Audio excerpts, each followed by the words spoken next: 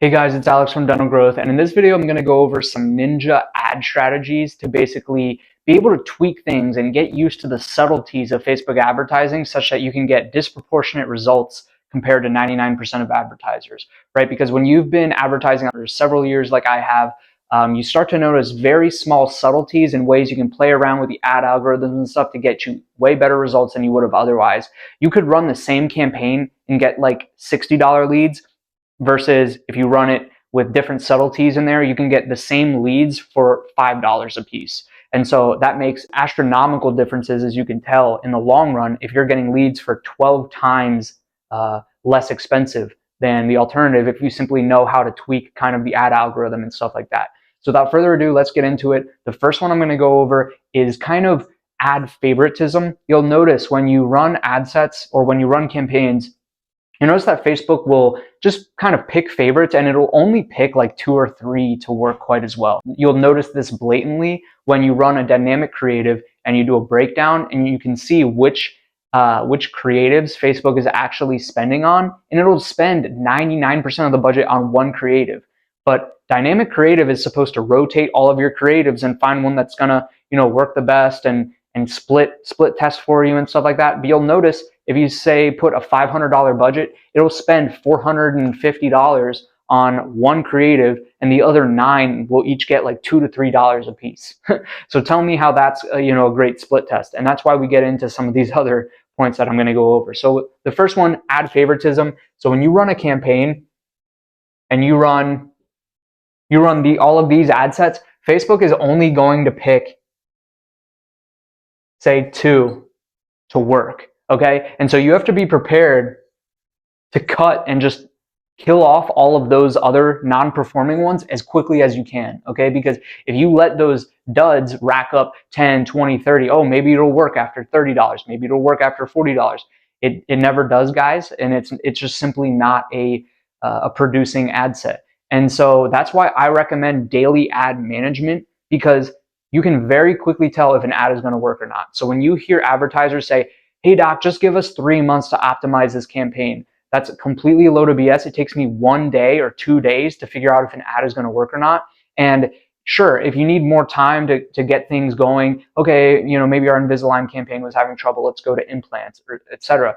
That can be one thing, but as far as telling if a single ad or a single campaign is going to work, you can tell within the first $15 to spend, $20 to spend, depending on what your KPI is.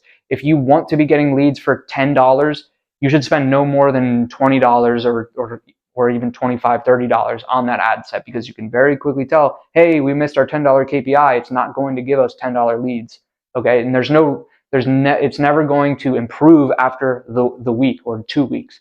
So continuing to spend more on a losing ad set, like a gambler or like in gambling, it's not going to get better. Okay, so very quickly cut and very quickly scale. And that's simply ad favoritism. Okay, so when you miss your KPI, cut the ad and go on to the next one, because Facebook very quickly picks favorites. With that being said, let's go on to point 2, which is DCO versus ABO.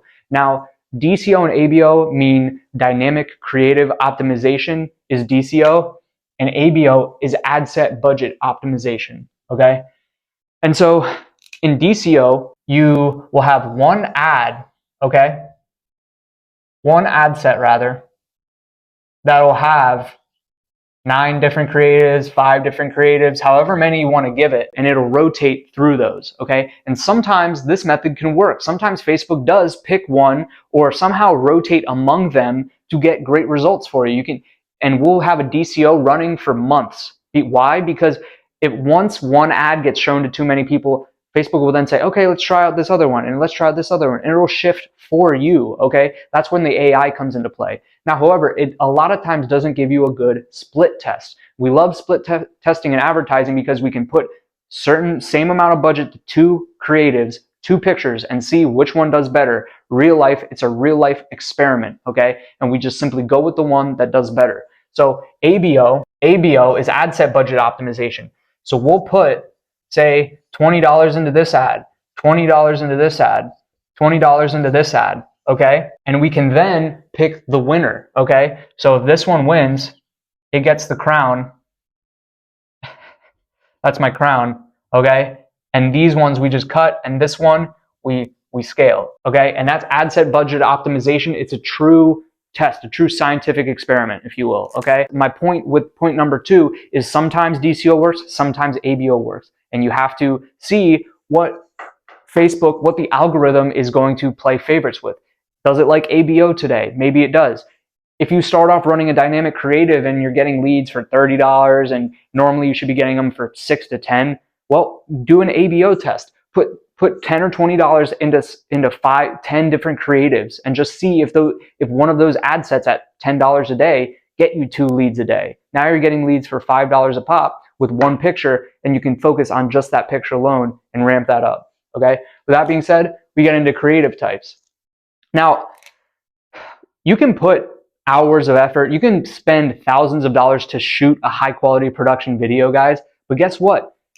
Ad favoritism comes into play again, and guess what? You can spend thousands of dollars on an ad and it still won't work because the Facebook algorithm, for whatever reason, decides that it doesn't like it. That's why we love the quick shotgun approach, where we can make lower, easier to produce creatives and test 10 of them, 20 of them. And the Facebook ad algorithm will find something that it loves in at least a couple of them.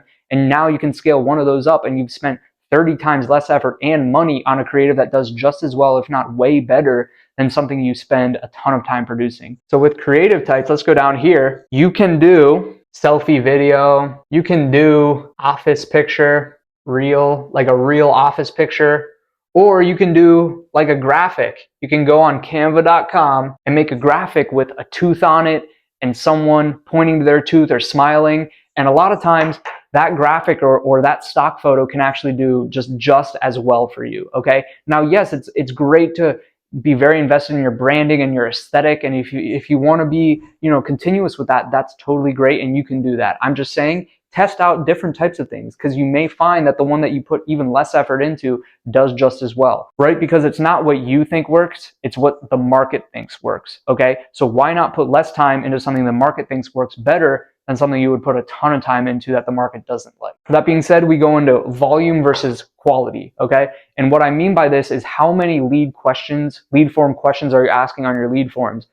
How many hoops are you making your new patients jump through, right? If you say run an ad to a booking page, that's going to have a higher cost than a quick in-app form, okay? Because someone is much more likely to drop off their information as opposed to say, okay, now I'm committing to this appointment on Thursday at 4, and I have to put a $25 booking fee in, or even just a no booking fee appointment calendar. A lot of times those are still more expensive than an in-app form. And again, as I said, if your algorithm doesn't like you, those can be really expensive really quick. And now you're telling yourself, all right, I got to spend $200 to see if this works, versus a quick in-app form. Typically your KPI is $5, $10, $20 a lead, and now you don't have to spend nearly as much to see if your campaign is going to work. That being said, we can try different offer types, okay? Literally, if you include the word free somewhere in your ad, you're going to get a lot of people clicking. If you include the word $10 promotion, something like that, you'll get a lot of people clicking. Oh, $10 for a denture? A lot of times people will be confused and they'll think it's $10 for the treatment that you're talking about, but it's not. But they still put their information, and you can still manage that kind of discrepancy on the phone. Now, yes, it's not a great idea to mislead people, because then you'll just get a lot of people that say, oh, I thought it was $10.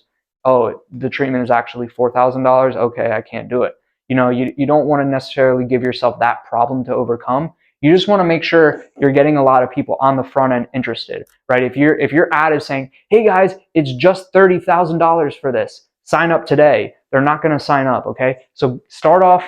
In marketing, they talk about the value ladder, because you want to get someone in on a very easy to engage with promotion, okay? You get them in your ecosystem, and then from there, you can step up the ladder to higher ticket things. And that's why we go with low price things on the offer, to get as many people into our ecosystem as possible, and we can manage the back end from there.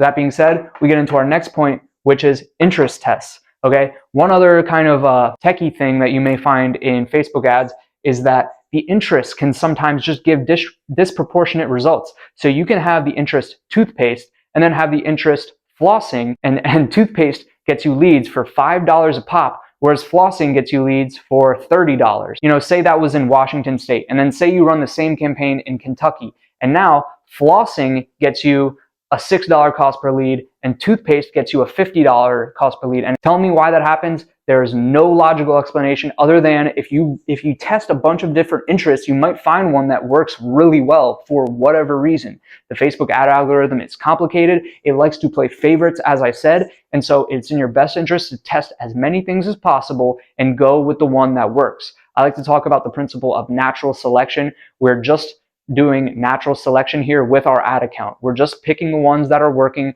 and cutting the ones that are not working. And a lot of times, if you play around with the interests, again, go into your Facebook ad account settings, and when you're running a campaign, go to that interest section and you can type up whatever you want. A lot of times Facebook will have an interest for something. It'll say, wow, 500,000 people like, Colgate toothpaste. And so that can be an interest. And then you can target dental care, and that can be an interest. Okay, so test different interests and you can actually stack them together. We'll do toothpaste, flossing, Delta Dental, all in one stack. And then we'll do Colgate, healthcare, cosmetics in another one, and stack them up and see what works. And sometimes one will give good, one will give bad. The importance is that you have someone in there optimizing your campaign on a daily basis and putting in all these interests and making all these tests and making all these quick decisions on your behalf to give you good results. Yes, broad targeting and just setting and forgetting can work in some occasions, but a lot of times it doesn't. And so what would you rather have? Someone who's dedicated and who can make quick decisions and optimize your ad account, and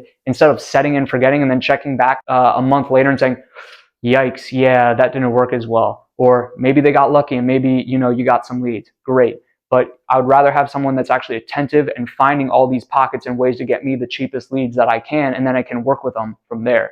So that being said, guys, that's all things dental growth online, dental advertising, lead gen. If you're interested in any of that other stuff, feel free to check out our page at Dental Growth. You can reach out to me personally via the links on our page. And with that being said, guys, I'll see you in the next video.